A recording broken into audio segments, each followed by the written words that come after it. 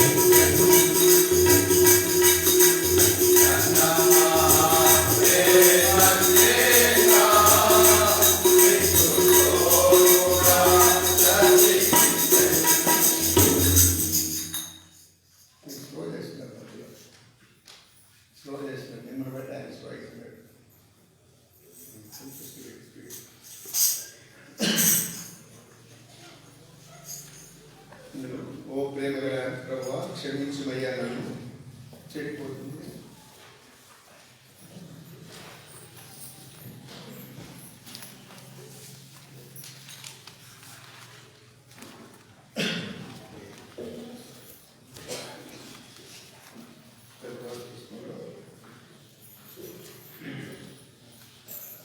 నూట 74 పాట, పెద్ద పాట పుస్తకంలో 174 పాట.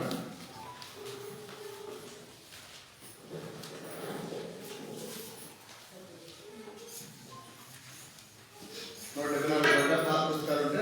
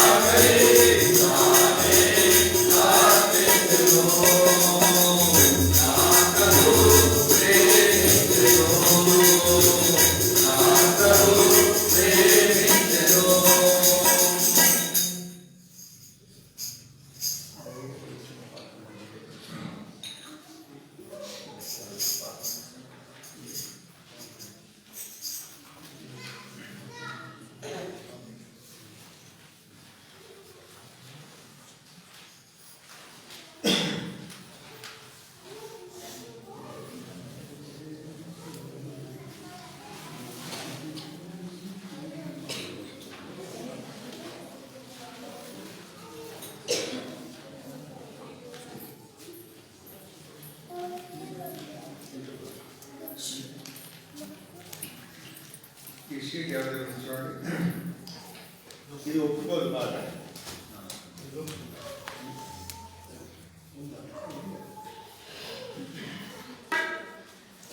దయగల యేసు వేడుచున్నాను, నా మొర ఆలకించుము. దయగల యేసు వేడుచున్నాను, నా మొర ఆలకించుము. గత సంవత్సరములు ఆత్మీయ జీవిత నష్టములెన్నో పొందితిని. గత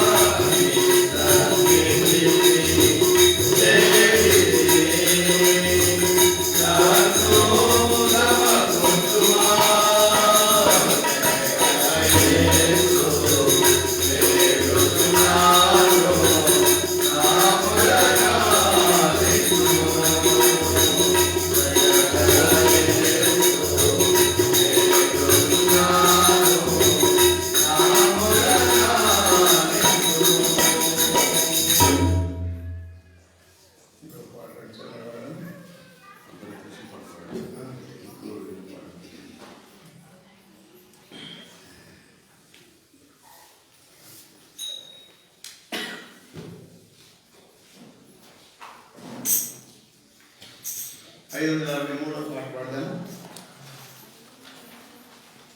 ఓ ప్రభా ఉత్సవం నీవు.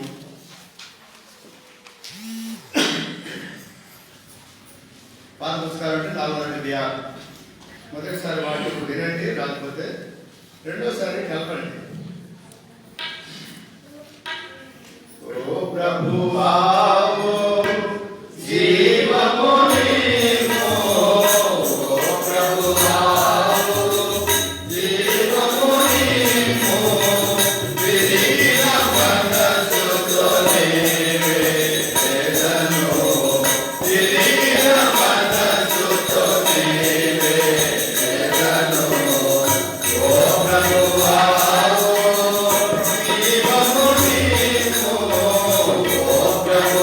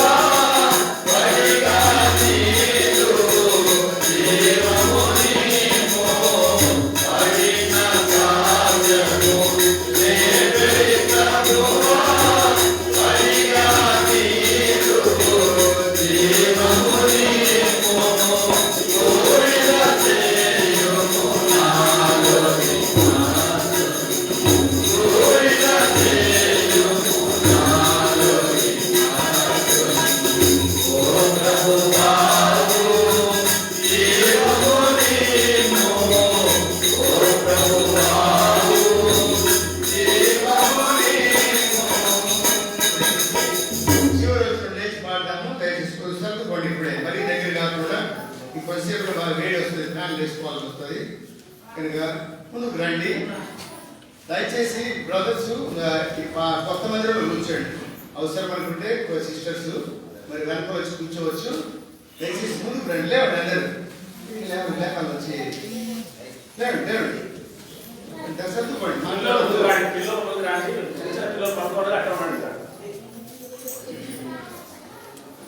ఆత్మము జీవా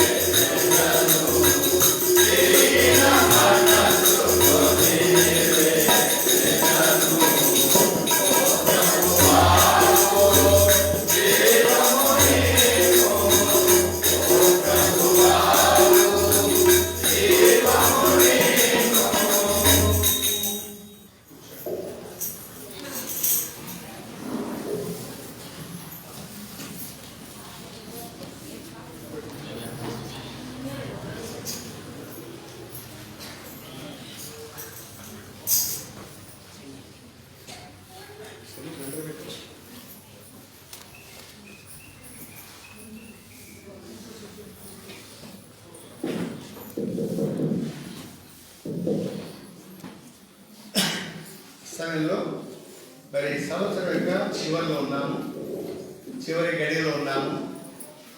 కనుక మళ్ళీ మనము సరి చేసుకొని ప్రభు దగ్గర క్షమాపణ పొందవలసినటువంటి వారు. ఒప్పుకోలు ప్రార్థన అంటే చాలా మందికి తెలియదు. ఆరాధన చేస్తారు లేదా ప్రార్థన చేస్తారు. ఎడజాలో కూడా వాక్యం చెప్పేటప్పుడే చెప్తాం, అది గ్రహించాలి. ఇప్పుడు పాడుతూ వచ్చాను ఈ పాట, అందుకంటే ముందు పాట. ప్రభా కోల్పోయినాను, ప్రేమను కోల్పోయినాను. మరి అనేక విషయాలు మనం కోల్పోయినటువంటి వారు కనుక దాన్ని బట్టి మొదటి ప్రేమను కోల్పోయినాము, మరి శత్రుల గురిలో చిక్కినాము, బంధకాలు తెంచేసి ప్రభా తెంచినందుకే స్తోత్రాలు ఒప్పుకొనుచున్నాము. ఇట్లా మరి ఐక్యత లేకపోయినాను, ప్రభా నన్ను క్షమించండి, ఒప్పుకుంటున్నాను. నా సాక్ష్యం పడిపోయింది ప్రభా, నా సాక్ష్యం మళ్ళీ తిరిగి లేపయ్యా అని. మరి తర్వాత మరి ఆత్మ ఉద్యోగాలు నాలో మళ్ళా రేకెత్తించయ్యా. అట్లా మరి ఒప్పుకొని విడిచిపెట్టాలి. ఇప్పుడు ఏదైనా తప్పు చేసినప్పుడు, ఎవరి దగ్గర ఒప్పుకున్నప్పుడు అయ్యా పొరపాటు అయితే నన్ను క్షమించు అని అడుగుతాం లేదా? అట్లా మనము దేవుని దగ్గర ఒప్పుకోవలసినటువంటి వారిగా మనం ఉండాలి. ఆ విధంగా చూడండి రండి. మరి కీర్తన 50 కీర్తన 50 కీర్తన మొదటి 5 వచనాలు మనం కలిసి వద్దాం. 50 కీర్తన మొదటి 5 వచనాలు. 50 కీర్తన మొదటి 5 వచనాలు మనం కలిసి వద్దాం. 51వ కీర్తన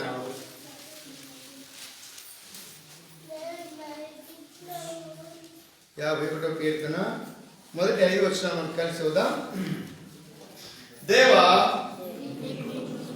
నీ కృప చొప్పున నన్ను కరుణించుము, నీ వాత్సల్య బాహుళ్యము చొప్పున నా అతిక్రమములను తుడిచివేయము. నా దోషం పోనట్టు నన్ను బాగుగా కడుగుము, నా పాపం పోనట్టు నన్ను పవిత్రపరచుము. నా అతిక్రమములు నాకు తెలిసి ఉన్నది, నా పాపం ఎల్లప్పుడూ నా ఇంట్లో ఉన్నది. నీకు కేవలము నీకే విరోధంగా నేను పాపం చేస్తున్నాను, నీ దృష్టి ఎదుట నేను చెడుతనం చేస్తున్నాను. కావున ఆజ్ఞ ఇచ్చినప్పుడు నేను నీతిమంతుడుగా అగ్గుపడదు, తీర్పు తీర్చినప్పుడు నిర్మలుడుగా అగ్గుపడదు. నేను పాపములు పుట్టినవాడను, పాపములోనే నా తల్లి నన్ను గర్భమును ధరించెను. ప్రార్థన చేస్తాం. ప్రేమగల మా తండ్రి, మరొకసారి పాటల ద్వారా మా హృదయాలను ఒప్పింపజేస్తున్నందుకు స్తోత్రాలు చెల్లిస్తున్నాం. గత సంవత్సరం అంతా కూడా ఎన్నో విషయాలనైనా నష్టపోయినాం, ఆత్మీయంగా నష్టపోయినాం, తద్వారా శారీరక కూడా మేము నష్టపోయినటువంటి వాళ్ళు ఒప్పుకుంటున్నాం ఆయన. మరి మా పాపాలు, మా యొక్క అవిధేయతలు, మా లోబడితనం ఇదంతా కూడా మాకు తెలుసు. కానీ అనేకుల ఎదుట మేము ఒప్పుకోలేకపోతున్నాం. మనుషుల ఎదుట ఒప్పుకోకపోయినా మీ ఎదుట ఒప్పుకోక తప్పదు నాయన. మీరు క్షమించకపోతే మేము మీకు ఇష్టంగా ఉండలేము. మీరు మమ్మల్ని క్షమించి అంగీకరించకపోతే మా ప్రార్థనలు అంగీకరించబడవు, మా ఆరాధనలు మీరు అంగీకరించరు, మా అర్పణలు కూడా మీరు అంగీకరించరు. ప్రభావ ఒప్పుకొని విడిచిపెట్టడానికి మాకు సహాయం చేయండి. అది రహస్యమైనదైనా మరి బహిరంగమైన, తెలిసి చేసినా తెలియక చేసినా ప్రతి దాన్ని కూడా నేను ఒప్పుకొని విడిచిపెట్టినట్లుగా నన్ను మమ్మల్ని ఒప్పించవలసిందిగా ప్రార్థిస్తున్నాను. ప్రవాసమైన దీవించమని, వాక్య భాగాలు మాత్రమే దీవించి విరిచి వడ్డించమని యేసు ప్రభు నామమున స్తుతించి ప్రార్థించి వేడుకొనుచున్నాము తండ్రి, ఆమేన్. ఇప్పుడు ఈ రాత్రి కాల సమయంలో మరి మనకు తెలుసును ఇక్కడ చదివినటువంటి వాక్య భాగం దావీదు యొక్క మరి పాపమును ఇక్కడ ఒప్పుకొని విడిచిపెట్టినట్లుగా చూస్తాం. మన జీవితాల్లో కూడా అనేకసార్లు మనం పొరపాటు చేసిన వారమే. మనం పరీక్షించుకుంటే ఎదుటి వాళ్ళని పరీక్షించేది కాదు, కానీ దేవుని ఎదుట మోకాళ్ళుని ప్రభు ఎదుట మనము మరి ఒప్పుకున్నప్పుడు దేవుని ఎదుట దేవుని వాక్యం దగ్గరికి వచ్చినప్పుడు మరి మన ప్రతి పాపం అవిధేయత కూడా తేటగా కనబడేది ఉన్నాయి. వాటి ఒప్పుకొని విడిచిపెట్టకపోతే పీడాలు మనము అర్థిల్లలేమని సామెతలు 20వ అధ్యాయము 11వ వచనంలో ఎంతో తేటగా రాయబడింది. కనుక ఈ రాత్రికాల సమయంలో మరి మనం ఒప్పుకోవలసినటువంటివి చాలా ఉన్నాయి. అనేక విషయాల్లో మరి మనం తప్పిదం చేసినటువంటి వాళ్ళని, మరి అన్నిటికంటే ముఖ్యంగా దేవుని మందిరాన్ని ప్రేమించే విషయాల్లో మన సాక్ష్యాన్ని పోగొట్టుకున్నాం. ఎడతెగక దేవుని కనబడవలసినటువంటి వారము, ఎడతెగక ప్రార్థించవలసినటువంటి వారము, మరి ప్రతి కూడిక ద్వారా మనము సరిచేయబడవలసినటువంటి వారమైందిగా అనేక విషయాలు మనము తప్పిపోయినటువంటి వారము. వీడారా అది రహస్యమైనా సరే, బహిరంగమైనా సరే, చిన్నవారైనా పెద్దవారైనా, యవనస్తులైనా వృద్ధులైనా ప్రతి వారు కూడా ఈ అంధకారంలో జీవితంలో లేదా ఈ అంధకార లోకంలో పాపభూషినటువంటి లోకంలో మనం జీవిస్తున్నాం కనుక అనేక విషయాల్లో తప్పిపోయినటువంటి వారమే. నేను తప్పిపోలేదు, నాలో ఏ పాపం లేదు అని చెప్పడానికి ఎవరికి సాధ్యం కాదు. కానీ ఈ రాత్రికాల సమయంలో మరి ఇక కొన్ని గంటలలో మనము మరొక సంవత్సరాన్ని మనము పొందబోతున్నాం. ఆ లోపే మనము సరి చేసుకొని మనం నూతన సంవత్సరంలో మనం ప్రవేశించాలి. లేదా ఇంకేదో ఉందనుకోండి, అప్పుడు లోపల పంపిస్తారా? అంటే పంపిస్తారా? ఎందుకు పంపించరు? నువ్వు కీడుకరంగా ఉన్నావు, నువ్వు డేంజర్ ఉన్నావు అన్ని లోపల పంపారు. అట్లనే మనం దేవుని రాజ్యానికి వెళ్ళవలసినటువంటి వారు ఉన్నాం. దేవుని రాజ్యానికి వెళ్ళవలసినటువంటి మనను మరి లోకసమైనటువంటి అధికారులే డిటెక్టర్ పెట్టి మనలను మరి పరీక్షించినప్పుడు దేవుడు పరీక్షించడా? ఆయన హృదయ అంతరంగంలో ఎరిగినటువంటి వాడు, హృదయ రహస్యంలో ఎరిగినటువంటి వాడు కనుక మరింత ఎక్కువగా ప్రభు ఎదుట మనము సరి చేసుకోవలసిన వారు ఉండాలి. కనుకనే మరి ఏమేమి ఉన్నాయి మనం విడిచిపెట్టవలసినటువంటివి అని మనం ఆలోచించినప్పుడు చూడండి, మొట్టమొదటిగా మరి యథార్థంగా ఒప్పుకుంటున్నాడు, నేను పాపం చేసినటువంటి వాడును. కానీ మరి 9 నెలలు దాచిపెట్టుకున్నాడు తన పాపాన్ని. దావీదు 9 నెలలు దాచిపెట్టుకున్నాడు. ఇంకా ఒప్పుకుంటాడేమో అని కనిపెట్టాడు దేవుడు. అయితే తాను ఒప్పుకోక కప్పిపెట్టుకున్నాడు. అందుని బట్టి మరి నాతానటువంటి ప్రవక్తను పంపించాడు. 2వ సమయము 12వ అధ్యాయంలో ఈ సంగతి మనం చూడగలం. నాతాను ప్రవక్తను పంపించి ఆయన రహస్య జీవితం అంటే కూడా పట్టబయలు చేశాడు దేవుడు. అప్పుడు ఒప్పుకోవలసినటువంటి పరిస్థితి వచ్చింది. ఆ మనుషుడు నీవే ఈ రాత్రి మన దగ్గరికి వచ్చి ఇదిగో నీవు పలానా పాపం చేశావు ఏదైనా చూపించాడు అనుకోండి ప్రభు. అవును ప్రభు అని మరి ఎదుటి వాళ్ళని అయ్యా మరి వాళ్ళ పాపాలను చూపిస్తామంటే మనకి అందరి పాపాలు కనబడతాయి. కానీ మన దగ్గరికి వచ్చినప్పుడు కదా ఇవన్నీ కూడా నీవు కూడా చేసావు అన్నప్పుడు మనం ఒప్పుకొని తాగుతాం.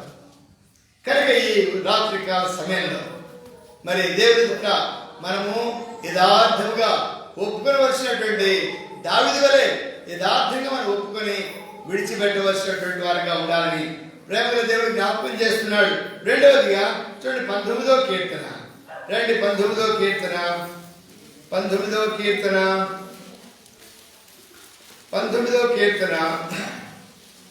13వ వచనం. దురభిమాన పాపములో పడకుండా నీ సేవకుని ఆపుము, వాటిని నన్ను ఏలనీయకుము.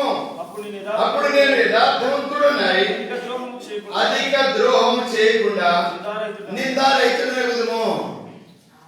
రాత్రి కాల్సంలో ఇక్కడ దావీదు మరి చేసినటువంటి గానం ఏంటంటే, ప్రభువా దురభిమాన పాపంలో పడకుండా నీ దాసుని ఆపుము, నీ దాసులను ఆపమని మరి నిర్లక్ష్యము, సోబరితనము, మరి మందిరానికి రాకుండా ఆగిపోవడము, ప్రార్థన చేయకుండా ఉండడము, వాక్యం చదవకుండా ఉండడము, ప్రభుకి వచ్చినటువంటి ఘనత ఇవ్వకపోవడము, ఇవన్నీ కూడా దురభిమాన పాపంతో సమానం. ఎన్నిసార్లు మనం దేవుని యొక్క మందిరాన్ని నిర్లక్ష్యం పెట్టినా, ఎన్నిసార్లు మనము దేవుని వాక్యాన్ని చదవకుండా ఎన్ని దినములు గడిపినాం. ఇక లాక్డౌన్ అంటే మందిరానికి రాకుండా ఉండేది కానీ వాక్యం చదవని చెప్పలే. లాక్డౌన్ అంటే ఇంట్లో ఉండి మనకు స్వేచ్ఛ ఉంది. విడారా, ఈ లాక్డౌన్ అంటే మందిరానికి రాకుండా ఉండేది కానీ బైబిల్ చదవకుండా, ప్రార్థన చేయకుండా, ఆరాధన చేయకుండా ఉండమని చెప్పలేదు గవర్నమెంట్ వాళ్ళు. మరి ఎందుకు ఎన్నిసార్లు నిర్లక్ష్యం చేశాం? మన జీవితంలో ఎన్నిసార్లు సాధారణ మనం చొరబడి నష్టపరిచాడు. దేవుని మందిరాన్ని నిర్లక్ష్యం పెట్టాం. అయితే దేవుని మందిరానికి రాకూడదు కదా. మరి ఇంటి దగ్గరైనా ప్రతి దినం ఉదయకాల సమయంలో, సాయంకాల సమయంలో ప్రార్థనతో, వాక్యంతో దినమును ఆరంభించావా? నీ దినాన్ని ప్రార్థనతో, ఆరాధనతో ఆ దినాన్ని ముగించావా? ఎన్నిసార్లు మనం తప్పిపోలేదు. ఇవన్నీ దేవుడు మర్చిపోయాడులే, మర్చి కూడా ఆయన ఇంకా మన పాపాలు చాలా మర్చిపోతున్నాడంటే ఆయన. అందుకే లెక్క వేస్తే మనం మోయనటువంటి బరువు మన మీద పెట్టవలసినటువంటి పరిస్థితి ఉన్నది. దురభిమాన పాపంలో పడకుండా నీ దాసుని ఆపు. రహస్యమైనటువంటివి, బహిరంగమైనటువంటివి, తెలిసి చేసినటువంటివి, తెలియక చేసినటువంటి ఎన్నో ఉన్నాయి, లెక్కకు మించి ఉన్నాయి. వీటన్నిటి విషయమై ఏం లెక్క చెప్తాం ప్రభుడిగా. ఒకవేళ ఆ విధంగానే మరొక సంవత్సరంలో మనం పనిపెడితే ఈ సంవత్సరానికి అట్లాగే ఉంటాయి. మళ్ళా వచ్చే సంవత్సరంలో మళ్ళా సమకూర్చబడతాయి. పాపానికి పాపం, పాపానికి పాపం, అవిధేయతకు మరొక అవిధేయత సమకూర్చుకొని మనం మోయలేనటువంటి, మనం నడవలేనటువంటి, మనల్ని ముంచివేసేటువంటి పాపముల చేత, అవిధేయత చేత మనం నింపబడినటువంటి వారిని మన మీద దేవుడు నేరం మోపుతున్నాడు. కనుక మనం ఒప్పుకోవలసినటువంటి చాలా ఉన్నాయి. వాటన్నిటి ఒప్పుకోలేకపోతే, విడిచిపెట్టకపోతే విడారా మనం దేవుని కనికరం పొందలేము. దేవుని కనికరం పొందకపోతే మన ప్రార్థన అంగీకరించబడదు. మనం ఇచ్చే వేసేటువంటి ఆ చందా కూడా దేవుడు అంగీకరించాడు. మనం చేసేటువంటి ఏది కూడా దేవుడికి ఇష్టంగా ఉండదు. ఎందుకు? మనలో అవిధేయత ఉన్నది, ఒప్పుకునేటువంటిది ఉన్నది. చూడండి, మరి మనం ఇంట్లో వంట చేసినప్పుడు ఏదైనా మరి ఒక కూరగాయలు కానీ ఇంకేదైనా మరి చెడిపోయేది ఉంటే మనం వేసుకుంటామా? వేసుకోము. ఏదైనా వాసన కొట్టేది ఉంటే తింటామా? తినము. ఇంకేదైనా చిరిగిపోతే చొక్కా వేసుకుంటామా? బట్టలు వేసుకుంటామా? లేదా మైలంటి వేసుకుంటామా? మైలంటి ప్లేట్లో తింటామా? మైలుంటే అట్లే పడుకుంటామా ఇంట్లో ఊడ్చుకోకుండా? ఇన్ని జాగ్రత్తలు మనకు ఉన్నాయి. దేవుడి విషయమైనటువంటి జాగ్రత్త. దేవుడికి ఏమి కనబడవా? మన హృదయానికి, మన తల మొదలుకొని కళ్ళ ద్వారా కలిగినటువంటి అపవిత్రత, నోటి ద్వారా కలిగినటువంటి అపవిత్రత, విరుడు ద్వారా కలిగినటువంటి అపవిత్రత, నాలుగు ద్వారా కలిగినటువంటి అపవిత్రత, మనకి హృదయం ద్వారా కలిగినటువంటి అపవిత్రత, మన చేతుల ద్వారా కలిగినటువంటి అపవిత్రత, మన యొక్క పాదం ద్వారా కలిగినటువంటి అపవిత్రత ఆయన కనబడకుండా ఉందనుకుంటున్నారా? ఈ రాత్రి కాలంలో ఎన్నో విషయాల్లో తలపొదుకున్న కాలం వరకు. అందుకనే యెషయా రాస్తూ వచ్చాడు, 1వ అధ్యాయం 6వ వచనంలో ప్రతి వాడు కూడా, ప్రతి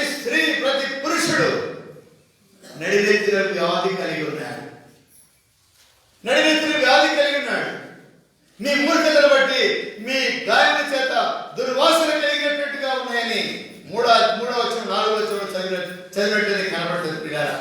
4-5 వచనాలు. మీ మూర్ఖతను బట్టి మీ గాయకులు దుర్వాసన గలవై ఉన్నాయని యెషయా 38వ కీర్తనలో చదవరు. 38వ కీర్తన 3-4 వచనాల్లో పిల్లారా మరి మీ నడినెత్తిన వ్యాధి కలిగిన వాడిని యెషయా గ్రంథం చెప్తున్నాడు. 38వ కీర్తనలో మరి మీ పాపములు మీ దోషముల చేత మీరు దుర్వాసన చేత స్రవిస్తున్నాయని చెప్పబడుతుంది పిల్లారా. ఇలాంటి మరి మనకు పైకి కనబడేటువంటి దుర్వాసన కాదు. మన గాయకులు బాగానే ఉన్నాం, అయితే మన హృదయాంతరంగంలో ఉన్నటువంటి గాయకులు దేవుని గాయపరిచాం, దేవునికి ఆయాస్కరంగా జీవించాం, దుర్వాసనగా జీవించాం, లోకానికి మరి దేవునికి పెంటగా జీవించినటువంటి వారు. ఇలాంటి పాపం చేత మనం నింపబడినటువంటి వారిని మన మీద నేరం మోపబడుతుంది పిల్లారా. మరి అనేక సార్లు పాపాన్ని గిడ్చుకెళ్ళాం, మందిరానికి రమ్మంటే రాము. కానీ ఎక్కడెక్కడో బంధువులు స్నేహితులు వచ్చి అక్కడికి వెళ్దాం వీటికి వెళ్దాం అంటే హాయిగా వెళ్తాం. మందిరానికి రమ్మంటే మాత్రం వినబడుతుంటది, చెవులో ప్రార్థన చేసేది పాట పాడేది వినబడుతుంటది. ఆయన వాడుకుంటుంటాడులే, ఆయనకు అదే కదా పని. వినబడుతుంటది, చెవులో వినబడుతుంటది, ఇంట్లో వినబడుతుంటది, పడుకుంటే వినబడుతుంటది, అయినా రాంగ్. అవిధేయత కాదా? ఇక్కడ ప్రకటించినటువంటి మరి నియామక కూడికలో ఎన్నిసార్లు మనం లోబడిక అవిధేయత చూపించాము. 3వదిగా మరి సామెతలు 6వ అధ్యాయం, సామెతలు 6వ అధ్యాయం, 6వ అధ్యాయము ఇక్కడ మరి 16వ వచనం నుండి చూసినట్టయితే 16, 17, 18, 19వ వచనం వరకు యెహోవాకు అసహ్యమైనటువంటివి 6 కలవు, 7 ఆయనకు హేయములు. ఏంటవి మనకు తెలుసు, ఇవి రాయబడ్డాయి. దేవుడు అసహించుకునేటువంటి మన జీవితాల్లో ఇవి రహస్యమైనటువంటి పైకి కనబడేటువంటి కాదు, ఇవి అంతరంగంలో ఉన్నటువంటివి. దేవుడు అసహించుకునేటువంటి 6 సంగతులు ఉన్నాయంట. ఈ 6లో 6 ఉండాల్సి అక్కర్లే, 1 ఉన్నా చాలు. ఒక్క పాపమైన దేవుడు అసహించుకునేటువంటి ఒకటైనా చాలు పిల్లారా. మనం దేవుని రాజ్యానికి అనర్హులుగా చేయబడడానికి ఒకటైనా చాలు. ఏమైనా ఉన్నాయా? ఎదుగుదాం, రండి ఎదుగుదాం. ఏమి ఎదుగుదాం? అవి ఏమనగా అహంకార దృష్టి. ఒకవేళ అహంకార దృష్టి అందరికి ఉండకపోవచ్చునండి. ఎందుకంటే కొంతమంది అందాన్ని బట్టో, ఐశ్వర్యాన్ని బట్టో, డబ్బును బట్టో, మంచి పెద్ద ఉద్యోగాన్ని బట్టో, లేకపోతే ఇంకేదో రకరకాల ఇది హోదాన్ని బట్టి వస్తుంది ఇది అహంకార దృష్టి. తర్వాత 2వది కలలాడు నాలుక. ఎంతమందిని మనం దూషించాం, మన నాలుకతో ఎంతమందిని ఉచ్చరించాం, ఈ సంవత్సరం అంతట్లో ఎంతమందిని తృణీకరించాం, ఎంతమందిని దూషించావు, ఎంతమందిని బూతులు తిట్టావు. నీ నాలుగు అదుపులో లేకుండా గత వారం బైబిల్లో మరి బల్ల హెచ్చరికలు చెప్పాను. మనసును అదుపు చేసుకోలేనటువంటి వాడు దేవుని దృష్టికి యోగుడు కాడు, శ్రేష్ఠుడు కాడు. మరి తిండి వలనను, 2వది ఏం చెప్పాను? తిండి వలన కాదు, మన ఆదివారం చెప్పింది. తిండి వలన, తిండిని బట్టి మనసును నోటిని అదుపు చేసుకోలేనటువంటి వాడు, ధనమును బట్టి నీ మనసును అదుపు చేసుకోలేకుండా జీవించినటువంటి వారు, జీవపు డబ్బు చేత మన మనసును అదుపు చేసుకోలేనటువంటి వారు, 4 సార్లు అదుపు చేసుకోలేక ఇచ్చడిగా పడేసాం సంవత్సరం అంతట్లో. ఎదుటివాడి కావచ్చు, ఇంట్లో కావచ్చు, బయట కావచ్చు, కళ్ళల్లాడేటువంటి నాలుక. అందుకని సామెత చెప్తారు, మరి ఈ పక్క ఏమడం తెలియదు కానీ కడప వైపు నరం లేని నాలుక ఎన్నైనా మాట్లాడుతుందంట. కానీ దానికి ఎముకలేని నాలుక ఎన్నైనా మాట్లాడుతుంది. కళ్ళలాడేటువంటి మరి మనస్సు, కళ్ళలాడేటువంటి నాలుక. 3వదిగా నిరపరాధులను చంపు చేతులు. తర్వాత దుర్యోచనను యోచించు హృదయం. దురాలోచన, ఏం ఆలోచనలు? మన చోట గృహకుడిగా చెప్పాను. మళ్ళా మీకా గ్రంథము 2వ అధ్యాయం 1వ వచనం 2వ వచనం చూడండి. మీకా గ్రంథము 2వ అధ్యాయం 1, 2 వచనాలు రాయబడింది. ఏమి యోచిస్తుంటాం? ఉదయం లేచిన దొరుకుని దుర్యోచనలు. ఏమని యోచిస్తుంటాం?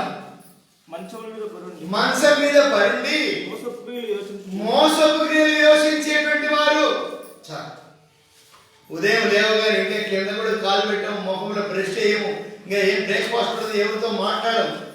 లేస్తుండగానే దుప్పటి తీయకుండానే లోపల నుండి ఏం యోచిస్తారు? దురాలోచనలు, దుర్యోచనలు యోచించేటువంటి వారు లేకపోలేదు మీరారా. ఒకవేళ ఆ కోవలో, ఆ జాతిలో, ఆ స్థితిలో ఒకవేళ నీవు నుండి గత సంవత్సరంలో చేసి ఉన్నామేమో. ఎదుటి వాళ్ళంటే, నీ బంధువులంటే, లేకపోతే నీ ఇంటి వారంటే, నీ తోడి కోడలు, నీ అక్క, నీ అన్న, నీ తమ్ముడు, నీ అత్త, నీ మామ, అత్త నీ కోడల విషయమై, కోడలు నీ అత్త విషయమై, నీ సహపాఠి చెల్లెలు, తమ్ముడు, అన్న విషయమై దుర్యోచనలు యోచించావా? విడారా, మరి ఇవి మరి దేవుడు అసహించుకునేటువంటి పాపం ఇది. ఇలాంటివి చేసి అట్లాగే మనం నూతన సంవత్సరంలో ప్రవేశిద్దామా? ఒప్పుకొని విడిచిపెడదాం. అమ్మ అవి ఒప్పుకుంటే అందరికి తెలుస్తుందేమో. మరి దేవుడు ఊరుకుంటాడా? పక్కోళ్ళే వాళ్ళకి తెలిసి ఏమనుకుంటారు? మరి దేవుడు ఏమనుకుంటాడు? దేవుడు ఏమని అనుకుని పర్లేదా? దేవుడు తీర్పు తీర్చేవాడు కనుక దుర్యోచనలు యోచించేటువంటి హృదయము, కీడు చేయటకు త్వరపడి పరుగులకు పాదములు, లేని వాటిని పలికేటువంటి అబద్ధ సాక్షులు. ఇది కూడా మనకు వర్తిస్తారు.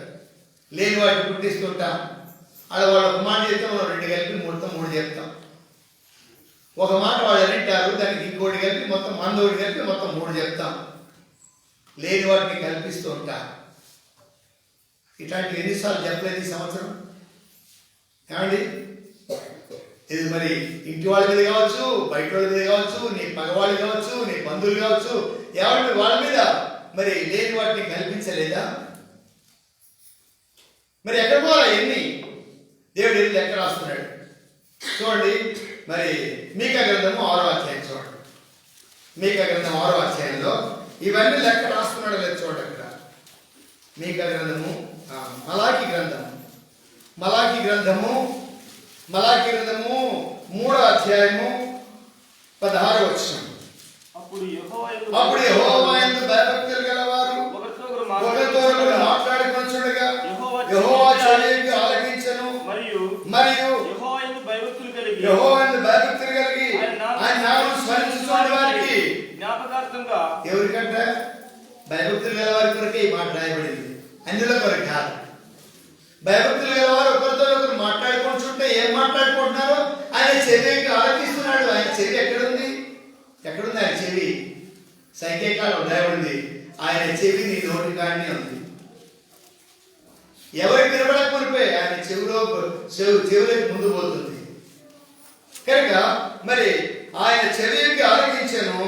మరి ఆయన నామమును భయభక్తులు గల వారిని స్మరించుచుండు వారికి జ్ఞాపకార్థంగా ఒక గ్రంథం ఆయన సముఖంలో ప్రతి దినము మనం యోచించేది, మనం చేసేటువంటిది, ఆలోచించేటువంటిది, మనసు మీద ఉన్నప్పుడే, లేవకునిపై లేచిన తర్వాత, పడుకునే లోపు మనం ఏమేమి ఆలోచించామో, యోచించామో, తలంచామో, చేశామో ఇవన్నీ కూడా ఒక దినం, మరి ప్రతి దినం కూడా గ్రంథంలో మన పేరు పైన రాబడి దాని కింద రాస్తూ ఉన్నాడు చిట్ట. కనబిడరా మరి ఇలాంటి మరి ఆలోచనలు ఏంటి? ఆలోచనలు చూడండి. చివరికి ఏమిటి? ఇంకో మాట, లేని వాటిని పలుకు అబద్ధ సాక్షులు, అన్నదమ్ములలో జగడం పుట్టించువారు. అన్నదమ్ములే కాదు, ఒక్క చేయలేదు కూడా అన్నదమ్ములో జగడాలు పుట్టించేవారు ఉన్నారు. ఎవరు పుట్టిస్తారు? అన్నదమ్ములో జగడాలు పుట్టించేది ఎవరు? వచ్చిన అమ్మలే,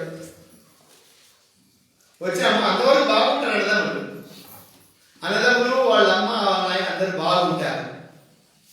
కానీ వచ్చినటువంటి అమ్మలు ఉన్నారే, అక్కలు మీరు మంచివాళ్ళు లేండి. ఇటు వచ్చిన వాళ్ళందరూ మంచివాళ్ళు.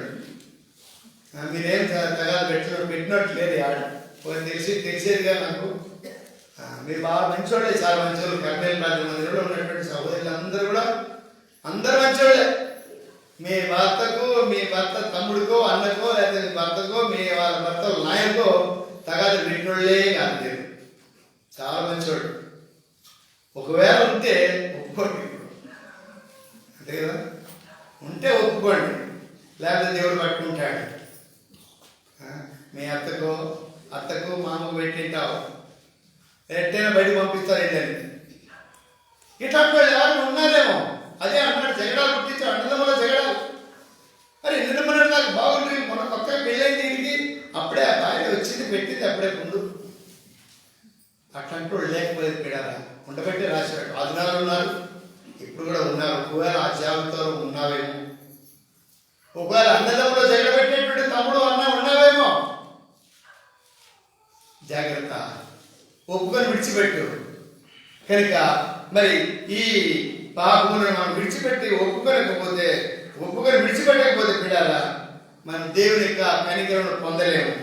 మరొక మాట, యాకోబు పత్రిక 4వ అధ్యాయం, యాకోబు పత్రిక 4వ అధ్యాయము 7వ వచనం చూడండి. 4వ అధ్యాయం 7వ వచనంలో ఏం రాయబడింది? కాబట్టి దేవునికి లోబడి ఉండుడి. చాలు. తర్వాత 3వ వచనం, దేవునికి లోబడాలి, అపవాదిని ఎదిరించాలి. మీరు అడిగినను మీ భోగ నిమిత్తం వినియోగించుకోండి. దురుద్దేశము, దేవుని దగ్గరనే దురుద్దేశం ఉన్నాడు. చూడండి, దేవుని దగ్గరికి వచ్చే కూడా దురుద్దేశంతో అడుగుతున్నారంట. ఇంకా మనుషుల దగ్గర అడగరా? ఏమంటే అపవాదిని జయించాలంటే దురుద్దేశంతో ఉన్నటువంటి వాడవై, అలాంటి దానివై దేవుని దగ్గరికి వచ్చి కూడా దురుద్దేశంతో వస్తున్నావు. పిల్లరా, ఒక ఆయన చెప్పాడు, ఎడ్డికి తెలిసాను, ఒక ఆయన పంజాబ్ ఉన్నాడు, ఆయన ఇప్పుడు చాలా ఓల్డ్. ఆయన చెప్పాడంట, దేవుని నమ్మకం నువ్వు సినిమాకు పోయేటప్పుడు ప్రార్థన చేసుకొని పోయాడంట, ప్రభా ఎట్లయినా సరే సెకండ్ షోకి టికెట్ కావాలి. సెకండ్ షోకి ఎక్కడ మొదటి షోకి పోతే దొరకలేదు, సెకండ్ షోకి ప్రార్థన చేసుకొని పోయాడట, ఎట్లయినా టికెట్ కావాలి సినిమాకి. అట్లాంటి ఉంటారు. పిల్లరా, దురుద్దేశంతో మరి అడిగేటువంటి వారు దేవుని దగ్గర దురుద్దేశం పనికిరా. కనుక అలాంటి దురుద్దేశము నీ ఇంట్లో, నీ భర్త దగ్గర, నీ భార్య దగ్గర, మీ అత్త దగ్గర, నా మామ దగ్గర, నీ పిల్లల దగ్గర, నీ తల్లిదండ్రుల దగ్గర ఇలాంటి దురుద్దేశంతో ఏదైనా నష్టపరిచావేమో. తప్పుడు మాట్లాడే భక్సింగ్ గారు కూడా వాళ్ళ నాన్నలకి మరి అక్కడ ఉన్నత భక్తిని పోగొట్టుకున్నారు, సొంత కుల భక్తి పోగొట్టుకొని క్రైస్తవుడు కాకమునుపు దొంగ లెక్కలు రాసి డబ్బులు తెప్పించుకొని విచ్చలవిడిగా మరి ఖర్చు పెట్టి జీవితాన్ని పాడు చేసుకున్నటువంటి వాడిని ఆయన సాక్ష్యం చదవగలరు. దురుద్దేశంతో మరి తప్పుడు లెక్కలు రాసి ఇంటికి లెక్కలు పంపిస్తే ఆ లెక్కల ప్రకారం వాళ్ళ అమ్మ నాన్న డబ్బులు పంపించేటోడు అక్కడ విచ్చలవిడిగా తన జీవితాన్ని పాడు చేసుకున్నటువంటి వాడిని కూడా రాయబడింది. పిడారా, దురుద్దేశం కలిగినటువంటి వాడు తన జీవితాన్ని నష్టపరుచుకున్నటువంటి వాడుగా ఉన్నాడు. కనుక ఈ రాత్రి కాల సమయంలో మరి ఈ విధంగా మరి మన జీవితాన్ని నష్టపరిచినటువంటి ప్రతి అవిధేయతను, ప్రతి పాపమును, ప్రతి ఆలోచనను మనం ఒప్పుకొని విడిచిపెట్టవలసినటువంటి వారు ఉండాలి.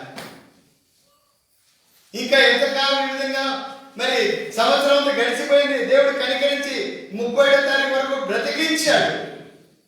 ఒకవేళ ఆ దినములనే చేసిన దినములనే మనలను జ్ఞాపకం చేసుకోకుండా వదిలిపెట్టి ఉంటే మీడారా మన ఈ దినమున క్షేమస్థితిలో ఉండేవాళ్ళని కాదేమో. కనుక మీడారా, దురభిమాన పాపంలో పడకుండా నన్ను ఆపు అన్నాడు. ఏం చేశాడు? ఆయన పాపం చేసినటువంటి దాన్ని ఒప్పుకొని విడిచిపెట్టాడు. మళ్ళా అడుక్కున్నాడు ప్రతి దినము.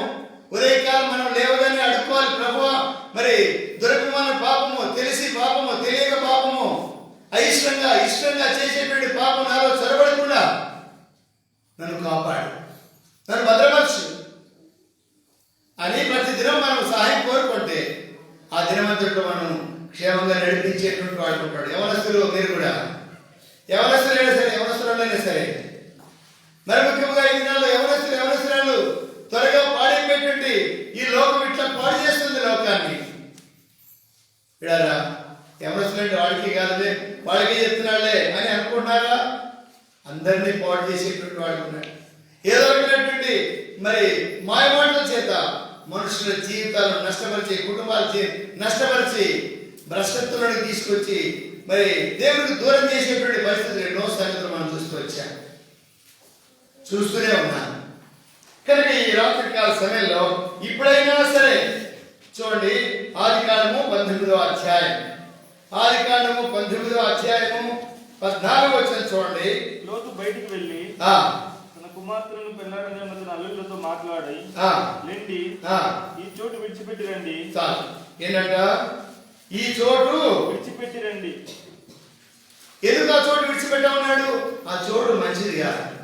అమ్మ అక్కడికి వెళ్ళొద్దు, ఆ తమ్ముడు అక్కడికి వెళ్ళొద్దు, అయ్యా అక్కడికి వెళ్ళొద్దు అని తల్లిదండ్రులు చెప్తారు. అప్పుడు అక్కడికే వెళ్తాం, ఏమైతుందో చూద్దాం. ఇప్పుడు లోతు ఏమన్నాడు? దేవుడు దూతను పంపించాడు, ఇదిగో ఈ సొదొమ గొమొర్రా పట్టణం యొక్క పాపం ఆకాశం నడుతుంది, విచ్చలవిడిగా పాపంలో కొనసాగుతున్నారు కనుక మీరు ఈ చోటును విడిచిపెట్టి రండి అంటే, అక్కడ ప్రమాదం తెలిసినప్పుడు ఆ చోటుకి వెళ్ళకూడదు, అక్కడ అపవిత్రత్వం తెలిసినప్పుడు అక్కడికి వెళ్ళకూడదు, అక్కడ ఒకరు ఉంటే అక్కడ నుంచి విడిచిపెట్టి రమ్ము అంటున్నాడు. మరొక చోటు ఏమి విడిచిపెట్టాలి చూడండి. రూతు గ్రంథము 1వ అధ్యాయము 16వ వచనం. రూతు గ్రంథము 1వ అధ్యాయము 16వ వచనం.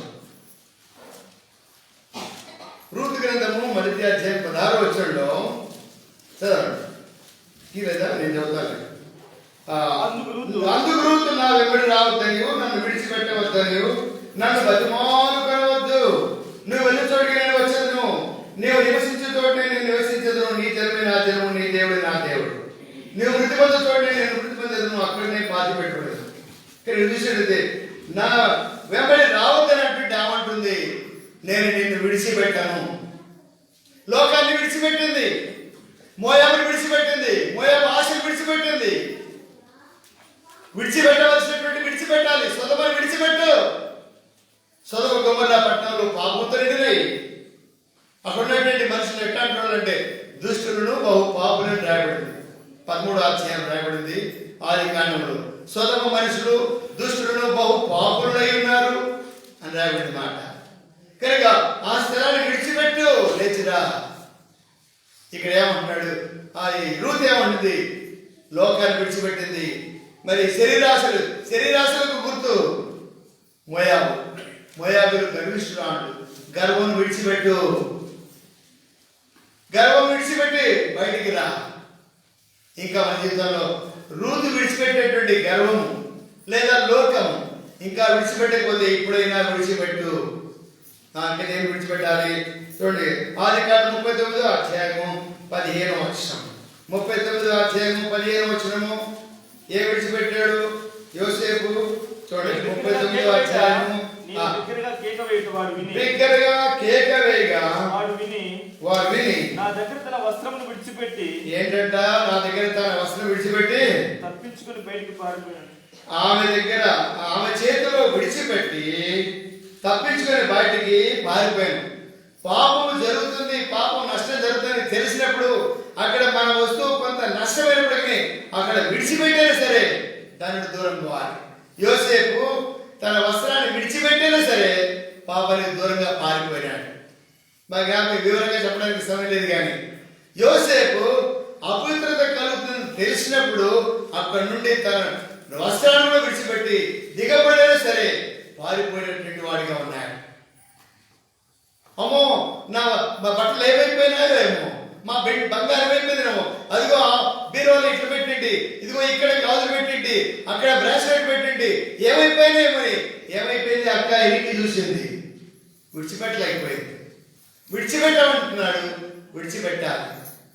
యోసేపు తన వస్త్రాన్ని విడిచిపెట్టకపోతే ఆయన సింహాసనంతో కూర్చునేటోడు కాదు.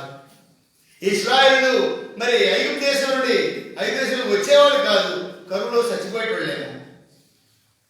యోసేపు తన వస్త్రాన్ని విడిచిపెట్టాడు, పాప వస్త్రాన్ని విడిచిపెట్టాడు, పాపం చేయడానికి కాలు వచ్చినటువంటి వస్త్రాన్ని విడిచిపెట్టాడు. కనుక దురభిమాన పాపం, మరి దేవుడు అసహించుకునేటువంటివి, మరి రహస్యమైనటువంటివి, మరి దురుద్దేశంతో ఉన్నటువంటివి విడిచిపెట్టాలని కోరుతున్నాడు. అవే ఇక్కడ ఉన్నటువంటి సంగతులు. కనుక సొదొమ గొమొర్రాలు మనల్ని నష్టపరిచేవి. మరి ఇక్కడ రూతు విడిచిపెట్టేటువంటిది ఏంటంటే మోయాబును విడిచిపెట్టింది, తను నష్టపోయేటువంటిది విడిచిపెట్టింది, తను పాడు చేసింది విడిచిపెట్టింది, ఆశ్రయించబడేటువంటి స్థలాన్ని విడిచిపెట్టి వచ్చేసింది, ఆశ్రయించబడింది. ఇక్కడ యోసేపు పాపాన్ని విడిచిపెట్టాడు కాబట్టి యోసేపు మరి సింహాసనంతో కూర్చున్నాడు. మరొక మాట కీర్తన 37 8వ వచనం చూడండి. కీర్తన 37 8వ వచనం. 37 ఆగ్రహం విడిచిపెట్టుము. ఏంటంటే ఏం అనుకోవాలంట? కోపం మానుకోవాలి. చాలా మంది ఎప్పుడు చూసినా ముక్కు మీదనే ఉంటుంది కోపం. ముఖ్యంగా యవనస్తులకే అమ్మ పని చెప్తే నాయన పని చెప్తే ముక్కు మీద ఉంటుంది కోపం. కోపం మానేస్తే కోపాన్ని విడిచిపెట్టు. ఇంకా కోపం మానేసి ఏం చేయమంటాడు? ఆగ్రహం. ఇంకా కోపపడేది, ఆ కోపపడేది కాకుండా ఇంకా ఆగ్రహం. నాకే చెప్తావు పని అన్నట్టుగా. కనుక వీళ్ళ కోపం మానుకో, తర్వాత ఆగ్రహం కూడా విడిచి మరి మారిపోమని విడిచిపెట్టి రమ్మనుంది. వీళ్ళకి సంవత్సరంతో ఎన్నిసార్లు మరి కోపపడినాము, ఇతరుల మీద ఆగ్రహం చూపించాం, ఇతరులను నష్టపరిచాం, ఇతరులను దూషించాం, ఇతరులకు నష్టం కలిగించి ఇతరులకు జగడ పుట్టించాం, ఇతరుల విషయమై చెడ్డగా ఆలోచించినటువంటి వారు. తర్వాత ఆగ్రహం విడిచిపెట్టాలి, కోపాన్ని విడిచిపెట్టాలి. తర్వాత మరి 2 తిమోతి పత్రిక, ముందుగా 1 తిమోతి పత్రిక 6వ అధ్యాయం 1వ వచనం. 1 తిమోతి పత్రిక 6వ అధ్యాయం 1వ వచనం. 1 తిమోతి 6:1 వచనం. దేవుని నామమును ఆయన బోధయు దూషింపబడుకున్నట్లు దాసత్వమును కాడి కింద ఉన్న వారందరూ తమ యజమానులు పూర్ణమైన ఘనతకు పాత్రలను ఎంచవలను. 6వ అధ్యాయం 1వ వచనం కదా. 6వ అధ్యాయం 6వ వచనం. సంతుష్టి సహితమైన దైవభక్తి, సంతుష్టి సహితమైన దైవభక్తి గొప్ప లాభసాధకమైనది. మనలో ఏమీ తెలియదు కనుక అన్నవసరముగా వారిని వ్యక్తిపరచడము, ధర్మతోడు అపేక్షించువారు శోధనలను గురిలోను అవివేకమును హానికరమైన అనేక దురాశలో పడుదురు. అట్టి మనుషులు నష్టములు నాశనం నుంచి వేయను. ఎందుకంటే ధనాపేక్ష సమస్య కీడులకు మూలం కనుక దాని నుండి ధనాపేక్ష నుండి పారిపో. ఇక దేని గురించి చెప్పాలంటే ధనాపేక్ష నుండి పారిపోయినటువంటి వాళ్ళు చాలా మంది ఉన్నారు. బెలాము ధనాపేక్షకు తన జీవితాన్ని నష్టపరుచుకున్నాడు, ఆకాను ధనాపేక్షకు నష్టపరుచుకున్నాడు, గెహాజీ నష్టపరుచుకున్నాడు, అన్య సభ్యులను నష్టపరుచుకున్నాడు, అహాబు నష్టపరుచుకున్నాడు. ఇట్లా చూసుకొచ్చి అనేకులు తమ జీవితంలో ధనాపేక్ష కొరకు నష్టపరుచుకున్నారు చెడిపోయిన మనసు కలిగి.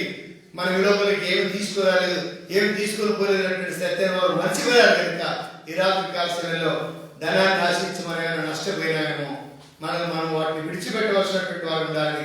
ప్రభు ఈ రాత్రి కోరుతున్నాడు. చివరిగా 6వ అధ్యాయం రోమపత్రిక 12వ వచనం చూడండి. 6వ అధ్యాయము మరి 12వ వచనం. 6వ అధ్యాయం 12వ వచనం. కాబట్టి శరీరము దురాశలకు లోబడినట్లుగా శావునకు లోలైన మీ శరీరమందు శావునకు లోలైనటువంటి మీ శరీరములను పాపమును ఏలనీయకుడి మరియు మీ అవయములను దుర్నీతి సాధనలకు అప్పగించకుడి. మృతుల్లో నుండి సజీవుడు అనుకొని దేవునికి అప్పగించుకోండి.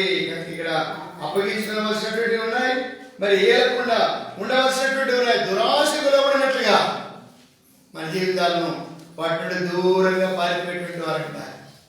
కానీ దావీదు తన జీవితంలో యథార్థం ఒప్పుకున్నాడు, క్షమాపణ పొందాడు. అందుకనే 10-11 వచనాల్లో 12 వచనం రాయబడింది.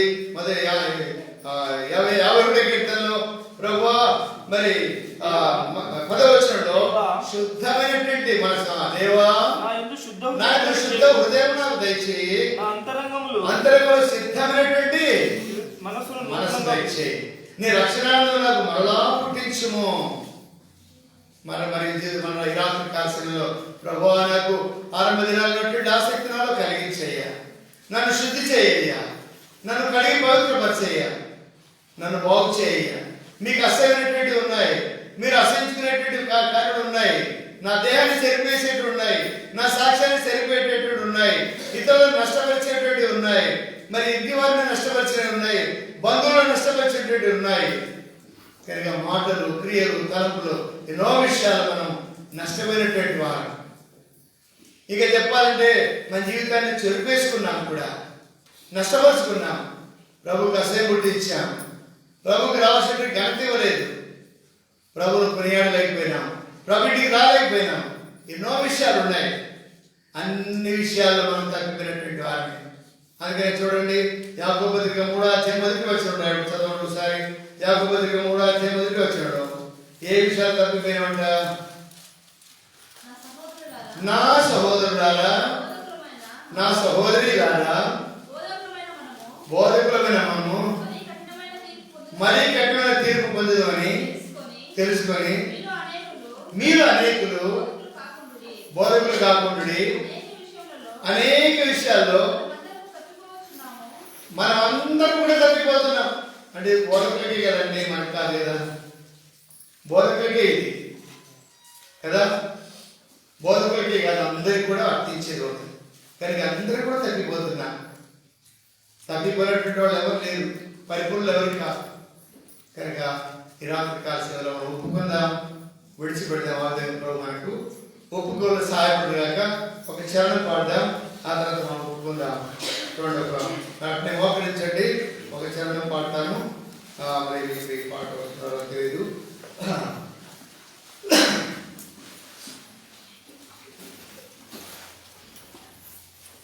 బ్రతుకంత నీకేయనొచ్చు స్వార్థముతో నిండియుంటిన్, బ్రతుకంత నీకేయనొచ్చు స్వార్థముతో నిండియుంటిన్, స్వార్థంబు సిలువ వేసి స్వాస్థ్యంబుకై బ్రతికెదన్, స్వార్థంబు సిలువ వేసి స్వాస్థ్యంబుకై బ్రతికెదన్, పడిపోతిని చెడిపోతిని నేనాడి తొలగిపోతిని,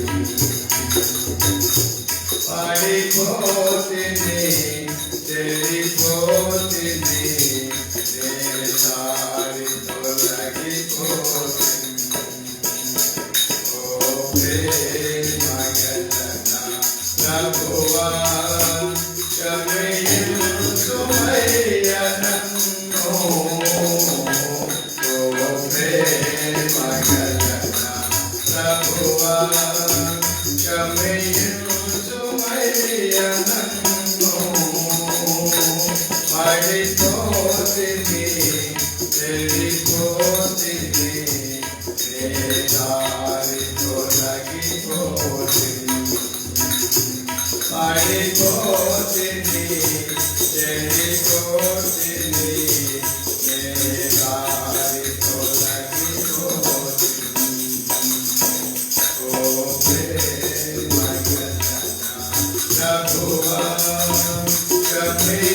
క్షమించుమయ్యా నన్ను, ఓ ప్రేమగలన ప్రభువా.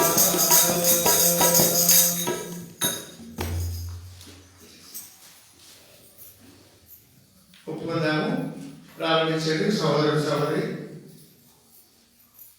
యథార్థంగా హృదయం విడిచిపెడదాం. పరిశుద్ధమైన తండ్రి యేసయ్యా, నీ స్తోత్రాలైనా దయగల దేవుడినైనా